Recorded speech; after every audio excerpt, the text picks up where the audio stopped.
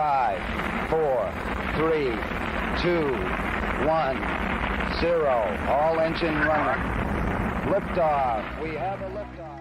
Hey, space enthusiasts. So this week we will talk about space domain awareness, or knowing what's going on around you in space, including things like space debris. This is a similar episode to the one with Kayhan Space just a couple of weeks ago, so you may want to check that one out too.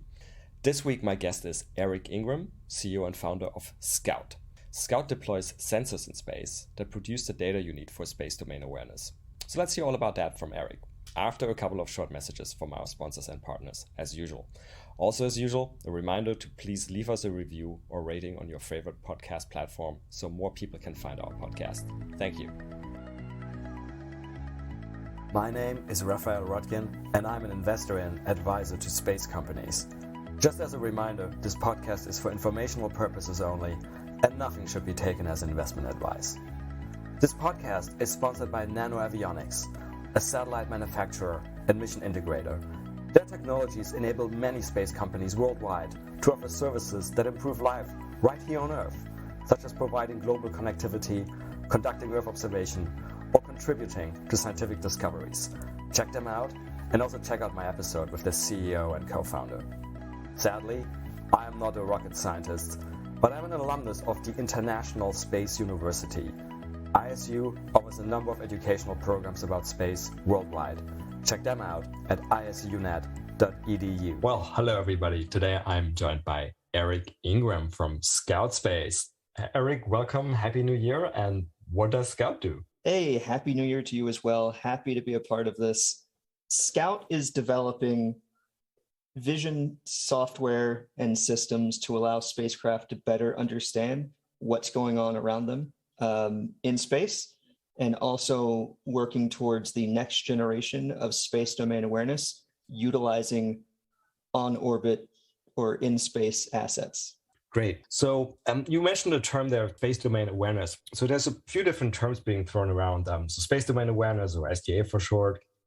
There's also space situational awareness, SSA for short, and then there's space traffic management. So I think I know the answer for that, but for the benefits to our listeners, is that all the same, or is there like any sort of like slight nuances? There are nuances, but largely they're the same thing. So space domain awareness primarily refers to the governmental or defense side of knowledge of everything that's going on in space. Space situational awareness and space traffic management are slightly closer grouped together, and that's more on the civil and commercial side of operations. So that's knowing where things are in orbit, who's following the rules of the road, who's not, avoiding conjunctions and potential collisions, and making the commons of space be operated in responsibly. Okay, so space debris at large, a very interesting topic. And, we had obviously a few weeks ago our friends from Kayhan Space as guests, and, we'll come back to that. But let me ask you a very sort of slightly facetious question.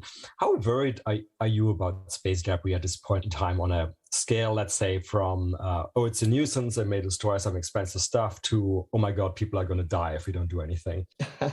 I'd say I'm in the latter part of the middle of that scale. It is certainly a problem, and we will at some point reach a tipping point. Humans are notoriously reactionary instead of proactive about things, and I don't foresee us as a collective getting out ahead of the problem before it becomes dire. There is a possibility for that to happen, but that will take the effort of all of us. I think space debris within the next 5 to 10 years, left unchecked, will begin to cause significant problems, significant disruption in operations, and increase risk significantly for a lot of operators, particularly in low Earth orbit. So you mentioned the concept of a tipping point here, which sort of implies a nonlinear change. Is that what you meant? Is there some sort of event that you foresee? Is it something like the Kessler syndrome, or is there something else you have in mind? No, along the same lines, right? Even if the number of spacecraft increase linearly, the number of conjunctions increase at a much higher rate. I think the number of conjunctions in 2019 was something like 400,000. And that's across the entire Gaussian of risk profiles, right? Only a subset of those are the ones that actually cross the threshold of risks that people react to them. But if you increase the number of spacecraft in orbit by 40x, 30 or 40x over the next decade, that means the number of conjunctions is going to go up at least several hundred x on top of that. And, that's not including debris itself, but including the things that could become debris. Right.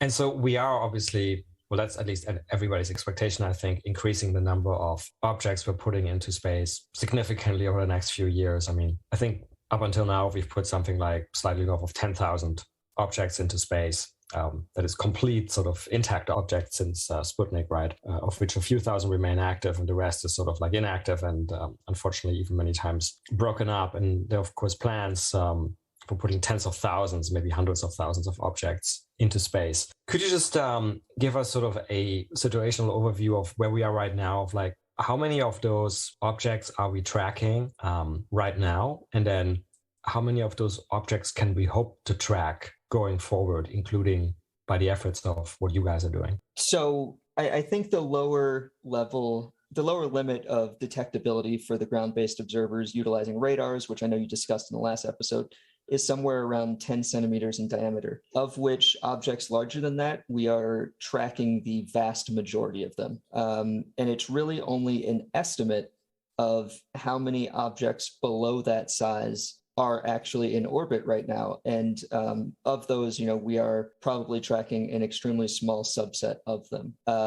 By adding different sources of space domain awareness, either through other means that are created for ground-based observations or utilizing optical on-orbit sensors like what Scout is developing and the software to go along with it, what we're working towards is being able to detect things, I'll caveat with, in ideal lighting conditions, down to about the 1 centimeter diameter. And the bigger picture that we're working towards is having continuous coverage of all of low Earth orbit, because that is an aspect that you can do from space that you can't do from the ground. If you are looking up at the things passing overhead, you really only have a view of that swath of sky. And it's really kind of a two-dimensional view. If you are looking from space to slightly lower space, and you have multiple sensors in a chain, a disaggregated sensor network in orbit above them, you can actually have, as I mentioned, continuous coverage.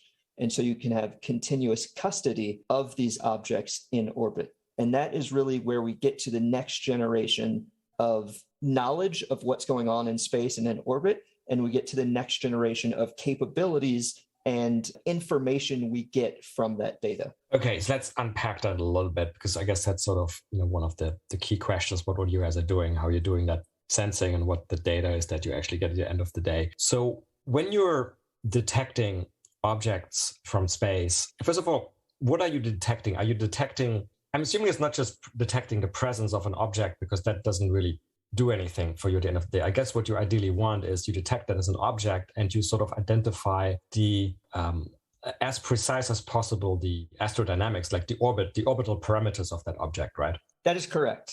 And we're working on the software to be able to better autonomously identify, track, and catalog objects as well. So amongst the capabilities we're developing, and this is particularly for closer range observations as well, are things like pose estimation and rendezvous proxops algorithms and things of that nature, because those can evolve to help us better understand the nature of the objects we'll be tracking in orbit. And so if you track one of those objects and you try to identify its orbit, I guess if I remember correctly from our last conversation, not our conversation, but a conversation I had with Kayhan, there is sort of an uncertainty around it, right? So you don't actually identify an orbit, but some sort of I think the Kayhan guys called it a probability cloud. I guess it's a confidence interval. I guess rather than an orbit, you would get something like a donut shape sort of distribution of where the object could be. Is that what's happening? Yeah, so currently there's an estimation of objects in space based on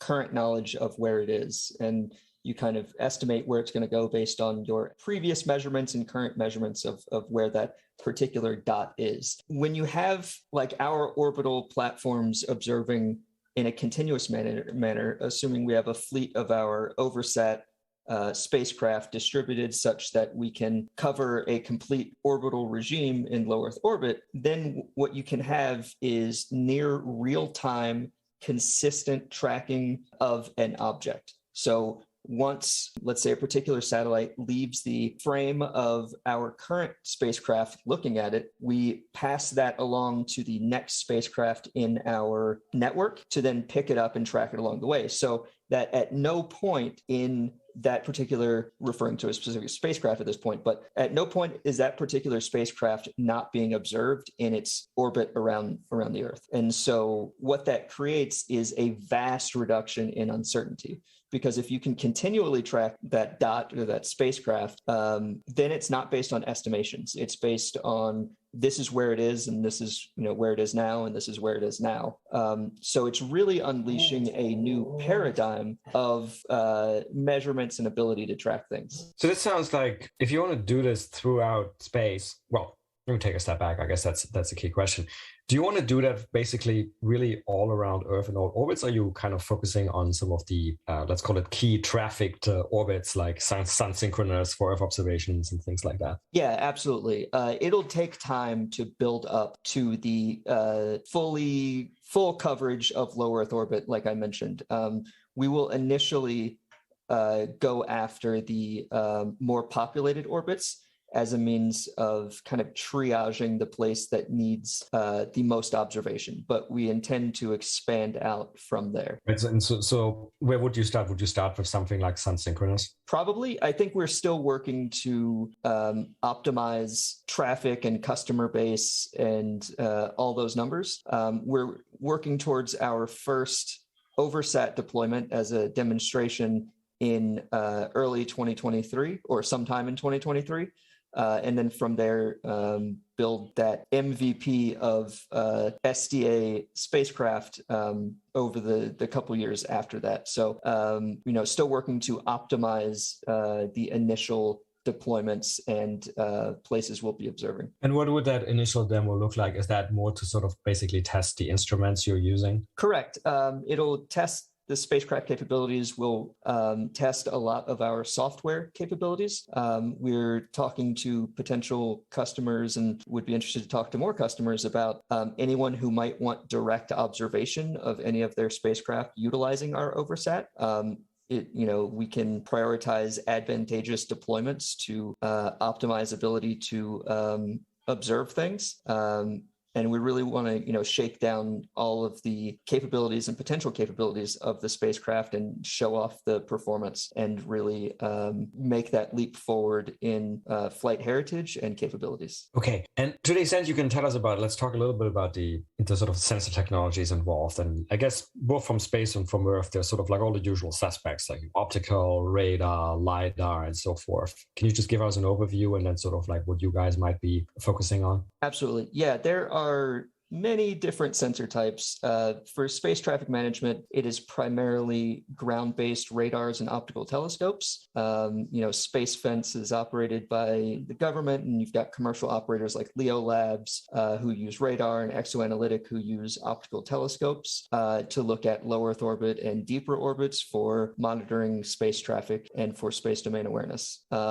In space, for spacecraft themselves, for figuring out where they are or where they are relative to something else, they utilize GPS, star trackers, LiDARs, radars, and sensors like that to really get self-awareness of where that spacecraft is. So what Scout is doing is leveraging optical sensors, essentially cameras, to do passive observation, meaning we're not using LiDARs or radars, we're just taking in data instead of pinging a signal off of something else. And our initial product, which is called Scout Vision, is a stereoscopic, means there's two cameras payload that is capable of allowing a spacecraft to have what we call local situational awareness. So to be able to have onboard sensing capabilities that allow the spacecraft to see around it and to be able to navigate relative to another object. And so this can enable things like proximity operations and docking maneuvers for satellite servicers, or it can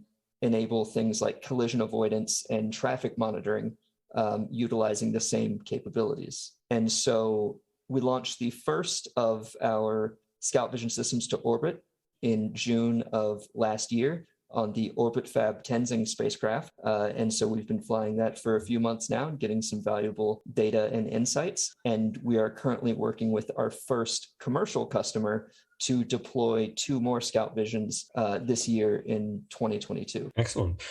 And just a follow-up question. So why did you guys decide to go with optical and decided, I guess at least for the moment, against some of the active technologies like radar or LiDAR? I mean, I guess it's power hungry, but any other reasons? Power hungry is one, cost hungry is another one. But also, I have a regulatory background. I used to work at the FAA Office of Commercial Space Transportation, licensing launch and reentry and doing ground safety and a whole bunch of regulatory activities for that office. And so I've got a little bit of a regulatory background and understanding.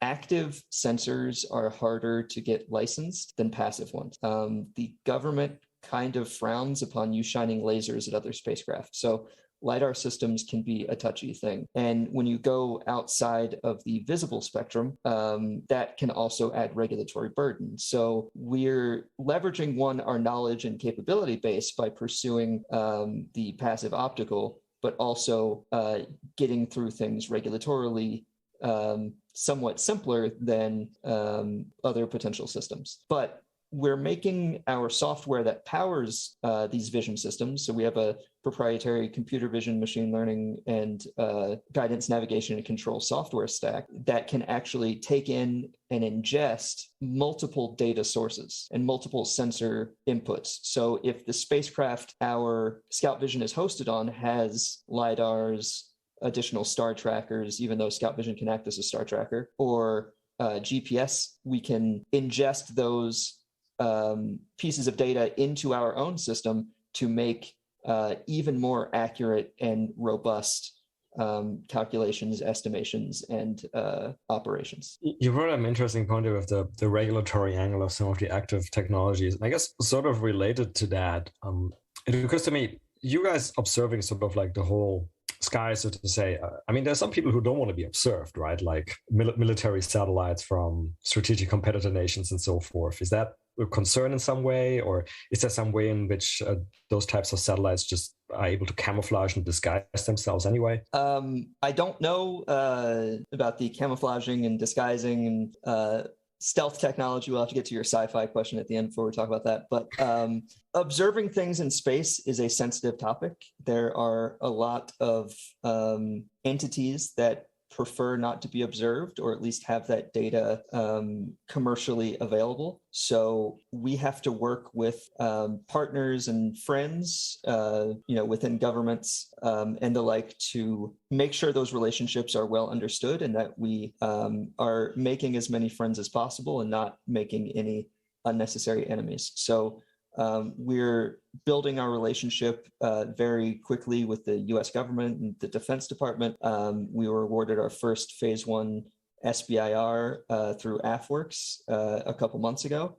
And we've had many great conversations with defense and intelligence community officials to have them better understand our capabilities and the products we're looking to offer. So even if the US government or other governments aren't a direct customer, even though we think they will be substantial customers of our products, having friends and allies within those sectors and offices is definitely vital for the kind of operations we want to perform. Yeah, understood. And it sounds like, once you have the satellites up there and once you have a lot of satellites up there, you're going to generate a lot of data, image data. Are you going to be able to get all of that data back? Are you going to get all of that data back to Earth? Are you going to process some of it on orbit? Do you have any plans around that? Yeah, we have a lot of processing capabilities on board the spacecrafts themselves. The computer we're using for our Scout Vision system is very graphically capable. And so with that, even in its current configuration, we're able to extract important metadata from the entire set of data, but we're also able to push valuable information to the top. So if we detect stuff that is of concern or things that we are specifically looking for, the computer itself can highlight those things, push them to the top, and we can prioritize downlink of that specific data. But when we get to the larger constellation, as you mentioned, we're going to be working on creative ways to best effectively get priority data down and to make sure the important information that needs to get places gets there. Yeah, I don't know if that fully answers your question or not. Yeah, I think it does. I'm somehow envisioning you guys are flying the equivalent of like gaming laptops with, like NVIDIA chips up there. We have pretty capable computer we're flying. So it's exciting to see the computation we're able to do on orbit.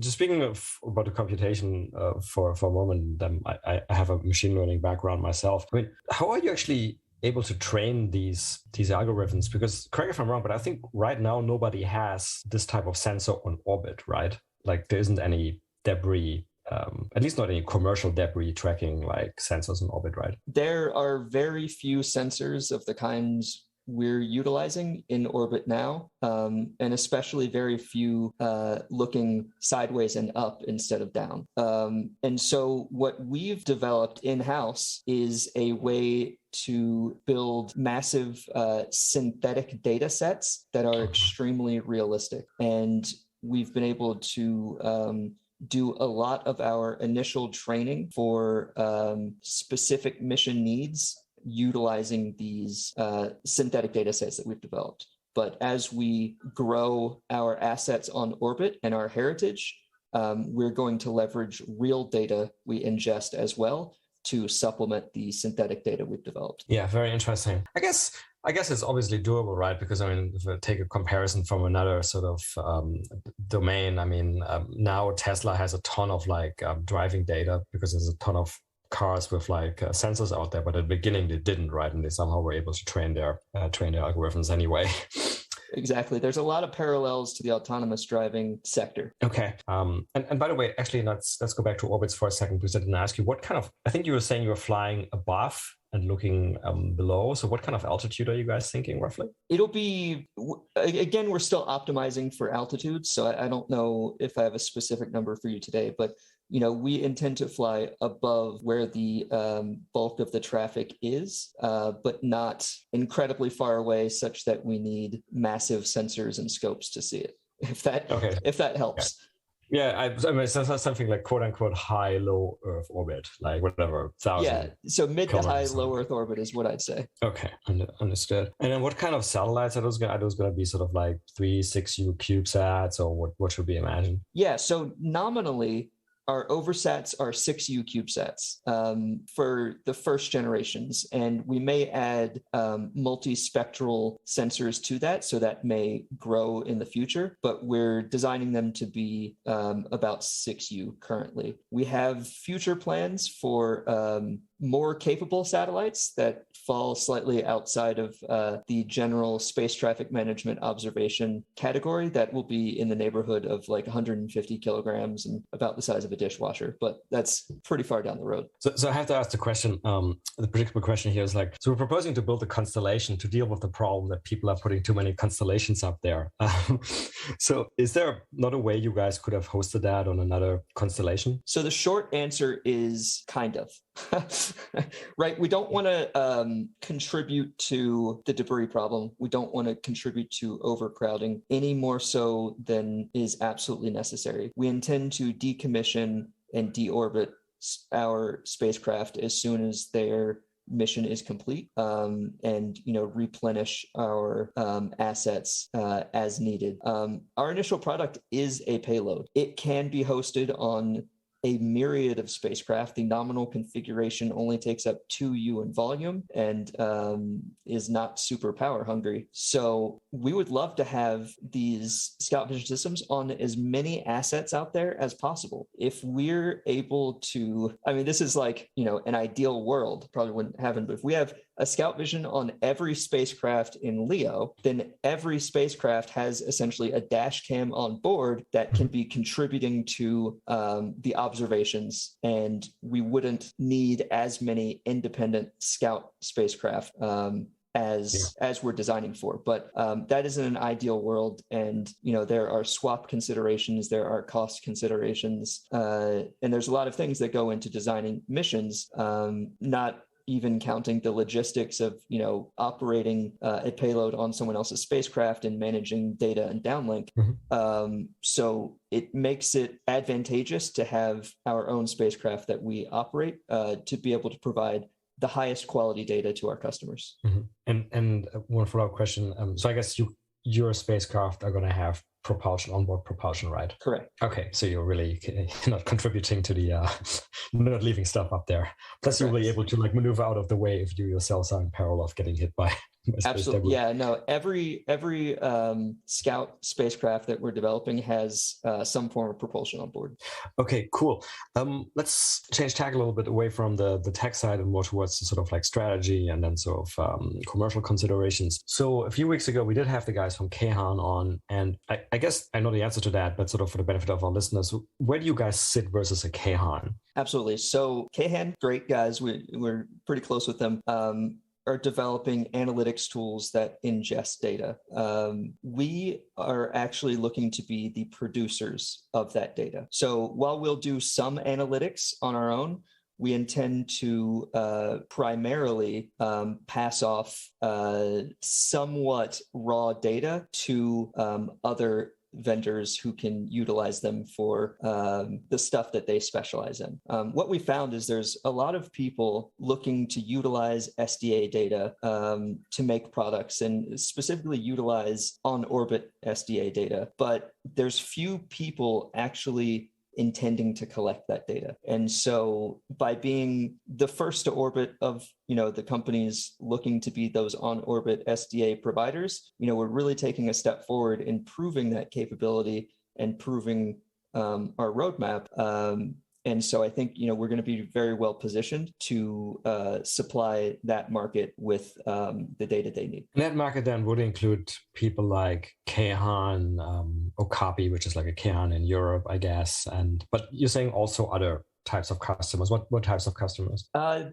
Data has many uses in many different forms. So I'm not going to claim to know every use case for the data we'll be collecting.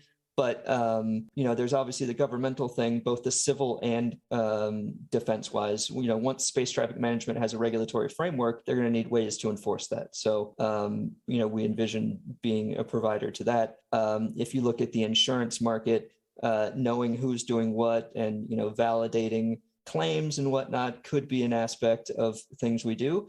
And also understanding the financial aspect of space operations in general.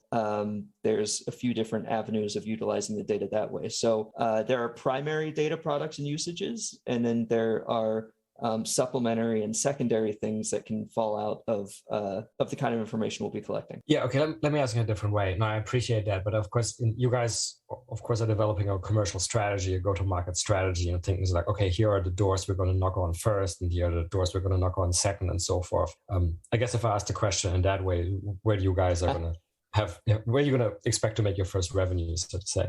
Gotcha. Who's our first customer?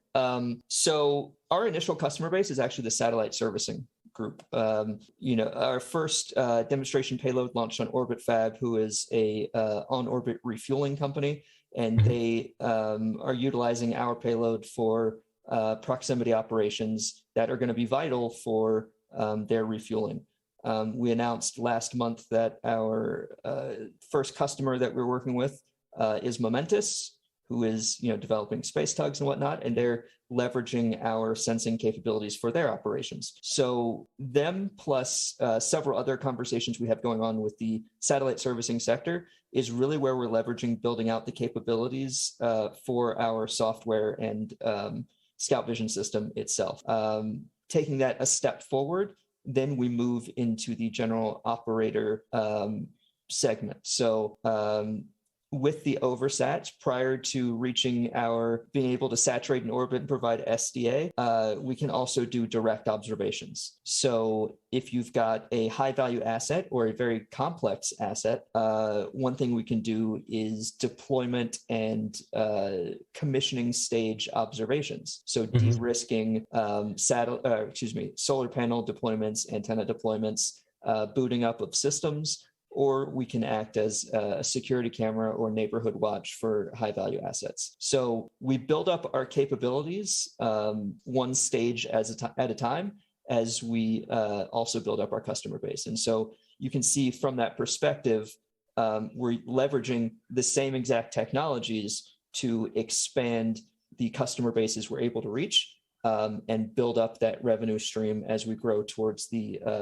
overarching SDA that we're working towards. Okay, I understand now. It's funny. I sort of was very much zeroing in on the debris use case, but now listening to that, it seems you're basically more like let's call it a vision system or vision analysis company, and debris happens to be one of the use cases. Yeah, that is a way to describe it.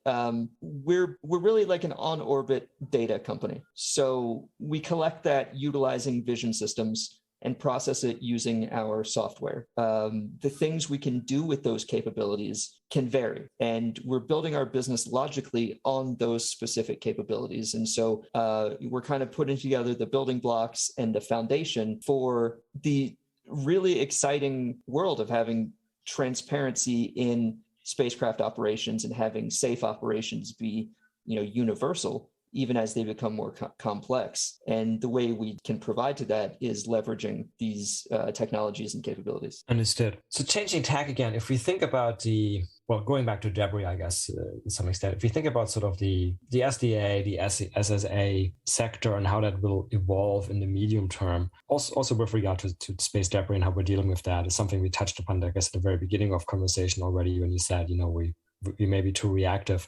Do you have a view of how all of that may evolve in the medium term? It's tough to say.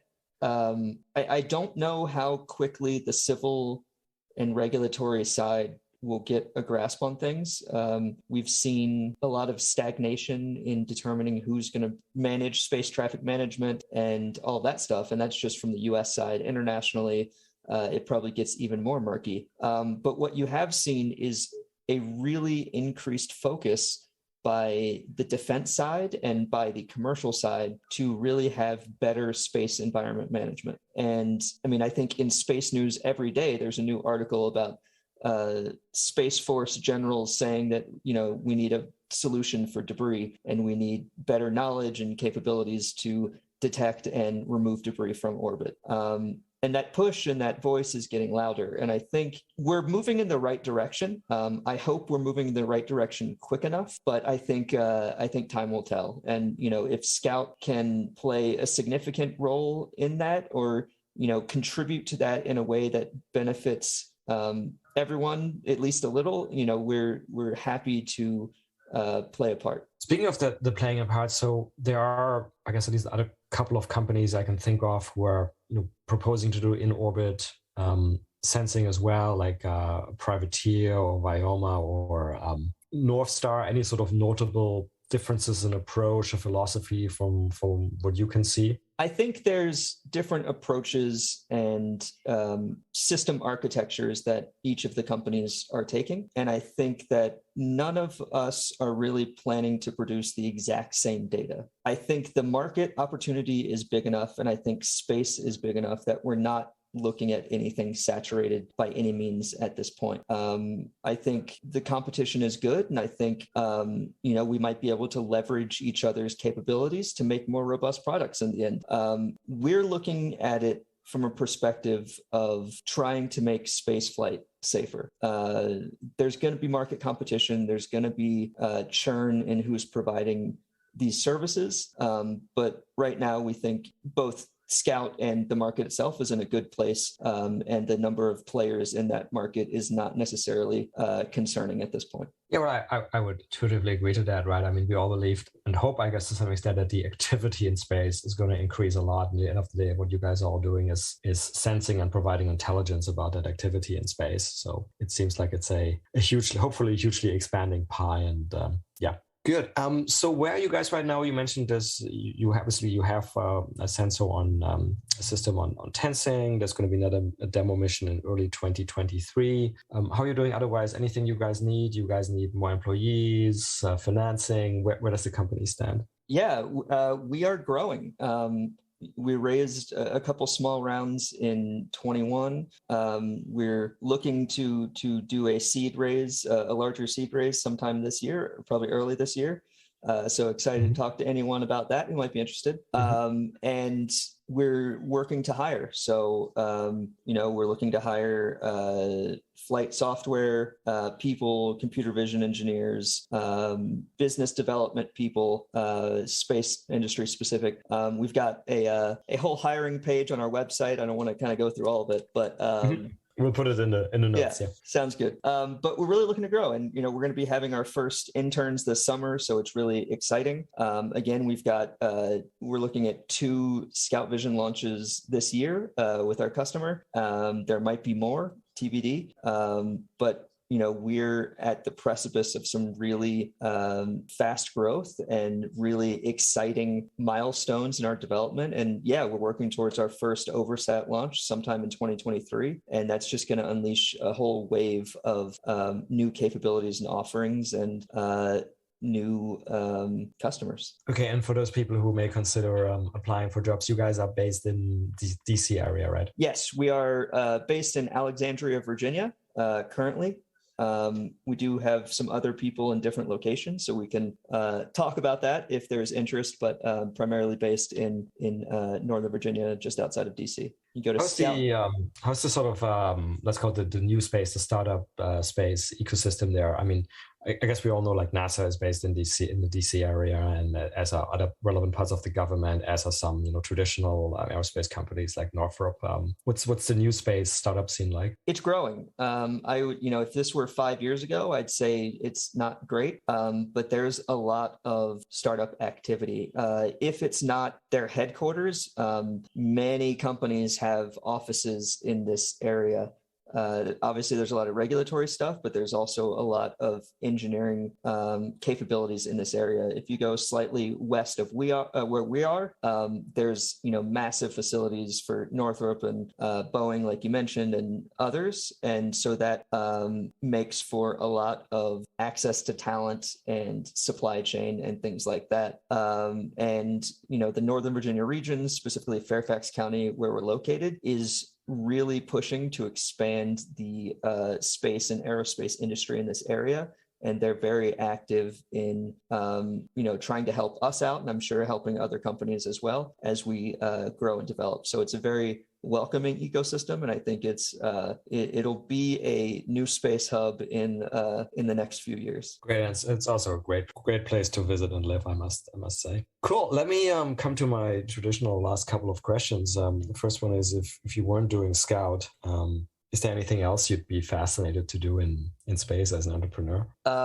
Yes. So, I mean, I started my space career working at Deep Space Industries. So, I kind of have a very forward-leaning vision. I'm a big fan of space stations and in-space destinations. I, would definitely be happy to work in that aspect of the industry. But what I'm waiting for on the corner around the bend is in space, like space-to-space transportation. So, not rockets, not reentry vehicles, just purely space-to-space transportation. So whenever that market becomes available, I would happily dive into that, because I think that's going to be an exciting avenue. I mean, for cargo and personnel transport from place to place. All right, I can tell we're sort of like segueing into the sci-fi question here already.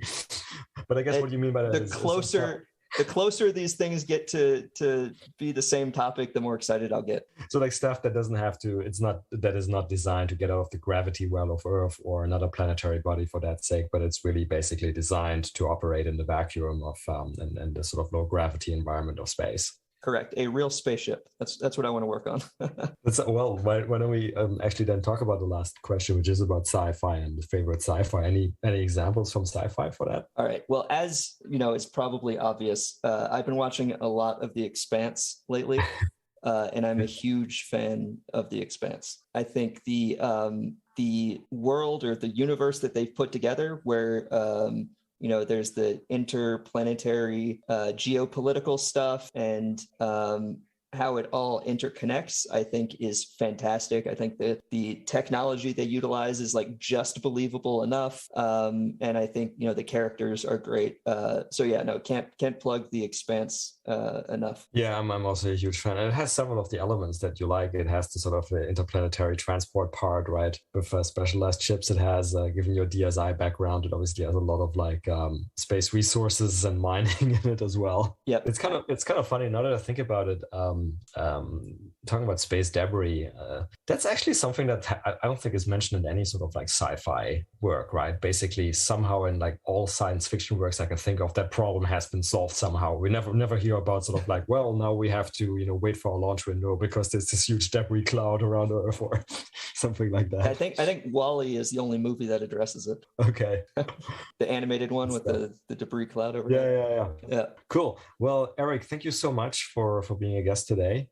Best of luck with Scout and with the future of the company, and we hope that what you guys are doing will contribute to solving that problem and keeping space a safe operating environment. Yeah, thank you so much for having me, and have a great day. You too. Thanks. Bye. Well, that's it for another nominal episode of the Space Business Podcast. If you like this podcast, please consider giving it a 5-star rating on your favorite podcast platform, such as iTunes. You can follow us on Twitter at podcast_space. Also consider supporting us at www.patreon.com/Space Business Podcast.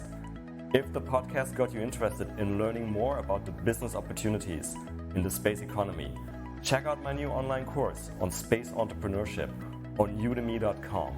The link is in the episode description. Lastly, if you have any feedback, including ideas for guests, and that may include yourself if you have an exciting space story to tell, or interested in being a sponsor, drop us an email at spacebusinesspodcast@gmail.com. I look forward to seeing you for the next episode.